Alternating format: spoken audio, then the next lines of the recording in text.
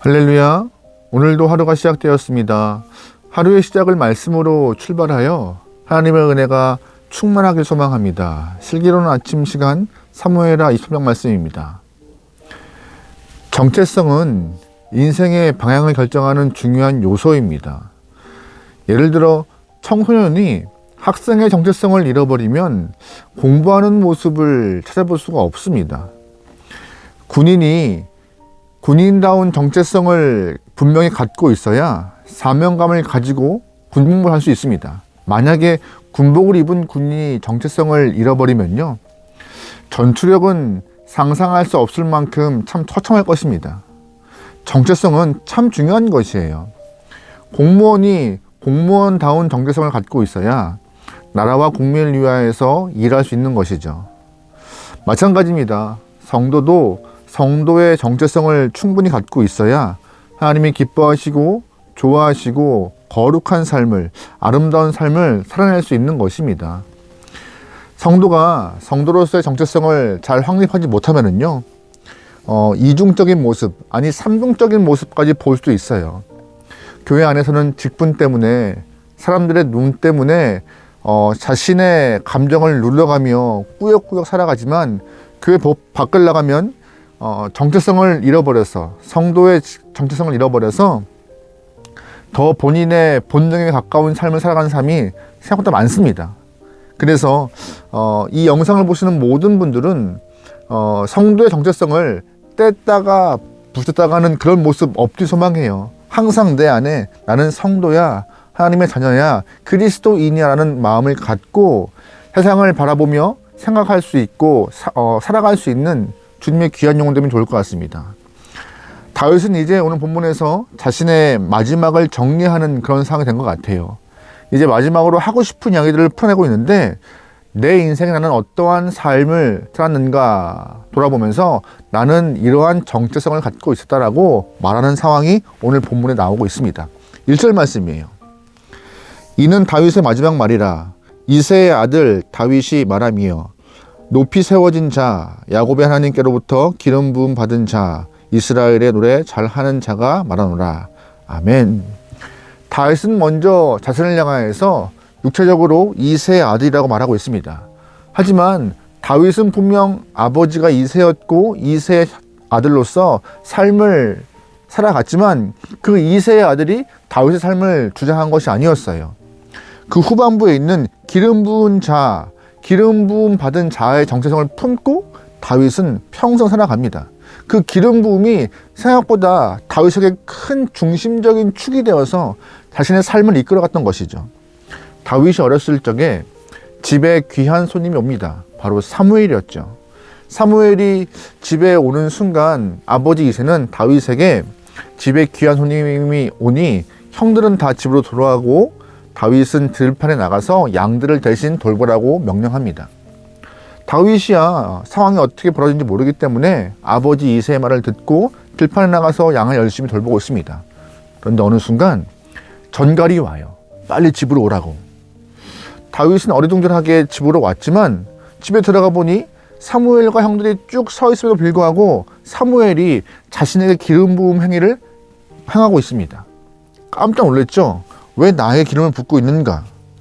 아무것도 몰랐던 소년 다윗에게 기름 부음이 이루어지고, 그 당시에는 뭔가 특별한 것에 대해서는 느낄 수가 없었겠지만 시간이 흐를수록 자신에게 그 기름 부음이 얼마나 특별하고 위대한 일이었고 하나님의 계획과 섭리 가운데 아주 소중한 일이었는지 알게 되면서 하나님 보시기에 귀한 삶을 살아가려고 노력하는 다윗의 삶이 보입니다.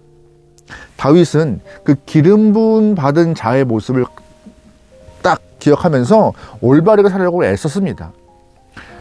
왕궁에 들어가서도 사울을 향하여서 성심을 다하여 섬겼고, 자신이 기름 부음 받은 자라는 것을 딱 기억하며 다른 마음 품지 않고 선한 마음으로 사울을 섬기는 그런 종의 모습으로 나아갑니다.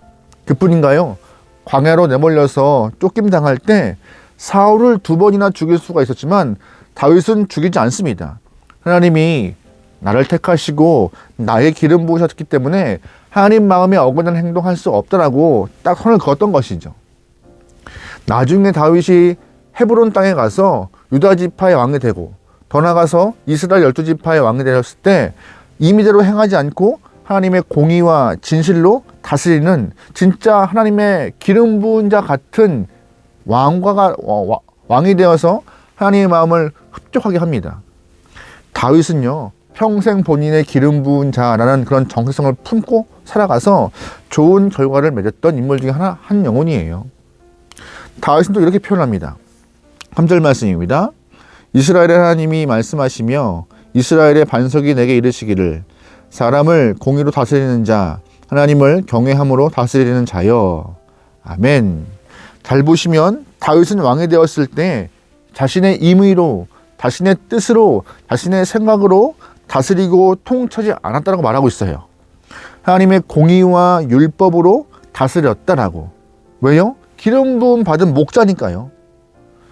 하나님의 목자로 자신을 불렀고 그 목자의 기준은 하나님의 말씀과 섭리라고 명받았기 때문에 자신의 의미가 아니라 하나님의 뜻을 품고 그렇게 다스림을 펼쳤다라고 말하고 있는 것이에요. 결국 그렇게 처음 어렸을 때 기름 부음 받음이 자신의 정체성에 대해서 일평생 살기 위해 애썼고 거룩하려고 애썼고 또한 엇나가지 않으려고 노력했던 다윗의 모습을 통하여서 하나님은 그에게 선물을 주세요. 선물을. 5절 말씀입니다. 내 집이 하나님 앞에 이같이 아니하냐. 하나님이 나와 더불어 영원한 언약을 세우사 만사에 구비하고 견고하게 하셨으니 나의 모든 구원과 나의 모든 소원을 어찌 이루지 아니하시랴. 아멘. 5절 말씀 보면은 정체성을 갖고 평생 살려 노력했던 그 다윗에게 하나님은 선물 주시는데 두 가지 선물 주십니다. 첫 번째, 언약이요. 다윗의 집에 영원한 언약을 맺으시면서 그를 지키시고 가정을 지키신다는 또한 그런 다윗의 후손을 통하여서 진정한 왕에 대한 언약도 허락하시죠. 두 번째 선물은 뭐예요? 인생의 복을 주세요. 인생의 복을.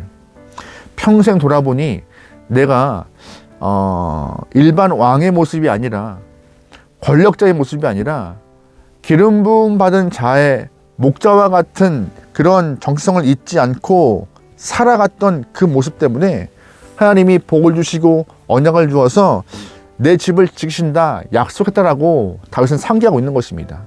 잘 보시면 다윗은 복을 받기 위하여서 이런 일을 했던 것이 아니에요. 복을 받기 위하여서 이렇게 살아야지, 선해야지 이게 아니라 앞뒤가 바뀐 거죠. 선하게 살다 보니, 정체성을 지키다 보니, 기름 부음 받은 자로 살다 보니, 목자로 살다 보니 하나님이 선물을 주었다. 그 선물은 언약과 축복이었더라. 여러분의 삶에도 성도의 정체성, 하나님의 은혜, 하늘의 사랑을 경험한 영혼으로서 성도의 정체성을 잃어버리지 않는 영혼 되면 좋을 것 같아요. 그래야 우리가 어떤 직업을 가지고 있던 누굴 만나던 항상 주님의 기쁨 될 만한 삶을 살 수 있는 것입니다. 우리 안에 성도의 정체성이 없으면요, 내 직업 때문에 행동이 바뀌어요. 내 안에 성도의 정체성이 없으면요, 만나는 사람에 따라서 내 삶의 모습이 카멜레온 같이 바뀝니다. 그래서 오히려 더 세상 살아가는 사람보다 속물과 같은 모습이 드러날 때가 많습니다. 성도가. 그래서 빛이 안 되고 그래서 소금이 안 되는 거예요. 언제나 우리 안에 성도의 정체성, 은혜 받은 자의 정체성을 잘 갖고 있어야 빛과 소금 역할도 감당되는 것입니다. 여러분 잘 기억하실 텐데요. 창세기를 보시면 요셉이 나와요. 요셉은 노예로 팔려가서 노예 옷을 입었지만 노예같이 살지 않았어요. 하나님의 자녀와 같이 아들과 같이 살았습니다. 요셉은 죄수로 또한 오해를 받아서 감옥에 갇혀서 죄수복을 입었지만 죄수와 같이 살지 않고 하나님의 아들과 같이 살았습니다. 요셉은 애굽의 총리가 되어서 귀한 좋은 옷을 입었지만 총리로서의 거만함이 아니라 하나님의 자녀로서 언제나 겸손한 모습을 갖고 살았습니다. 무슨 옷을 입었느냐, 어떠한 직업을 갖고 있느냐, 이거 주님 보시기 별로 중요한 거 아니에요. 하나님의 평가 기준은 어떻게 살아왔느냐 아니라는 열매이고, 그 열매를 맺을 수 있는 시작은 바로 정체성이라는 것을 우리가 꼭 기억해야 하는 것입니다.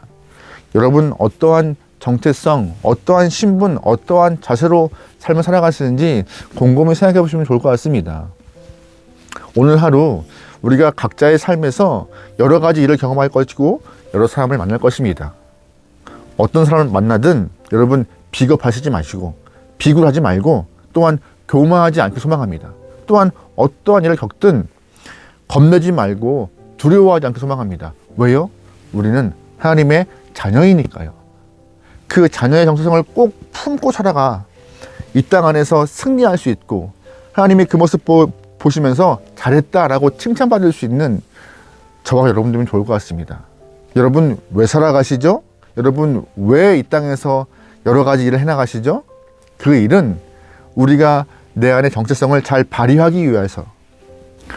오늘 하루 우리는 각자의 삶에서 여러 가지 일을 경험할 것이고 여러 사람 만날 것입니다. 여러분 어떤 사람 만날지라도 비굴하거나 비겁하거나 교만하지 마시고, 어떠한 일을 경험할지라도 겁내하거나 두려워하지 마십시오. 왜요? 우리는 하나님의 아들, 딸이니까요. 성도라는 정체성, 하나님 자녀라는 정체성을 꼭 이 안에 품고 살아가서 승리할 수 있는 귀한 영혼 되면 좋을 것 같습니다. 세상에 패배하여서 낭망하지 않게 소망하고 하늘을 바라보며 승리하는 모습을 통하여 하나님의 기쁨 되기를 주의 이름으로 축원합니다. 아멘. 기도하시겠습니다. 하나님, 이 땅에서 성도의 정체성, 그리스도인의 정체성을 잃어버리지 않게 하소서. 있는 자리에서 어떠한 일을 하든 하나님의 은혜를 경험한 자, 주의 사랑 경험한 자, 새 생명 얻은 자, 구원 얻은 자로서의 모습을 잘 드러낼 수 있게 허락하시고, 그로 인하여서 열매가 많은 모습으로 아버지 앞에 영광 돌릴 수 있는 영혼 되게 허락하소서. 내 안에 무엇이 중심입니까? 어떤 것을 목표로 살아가고 있습니까? 먼저 그 나라와 그 일을 구하며 하나님 보시기에 자랑스러운 성도가 되도록 땀을 흘리고 애쓸 수 있도록 허락하소서. 오늘 하루를 맡기오며 예수님의 이름으로 기도합니다. 아멘.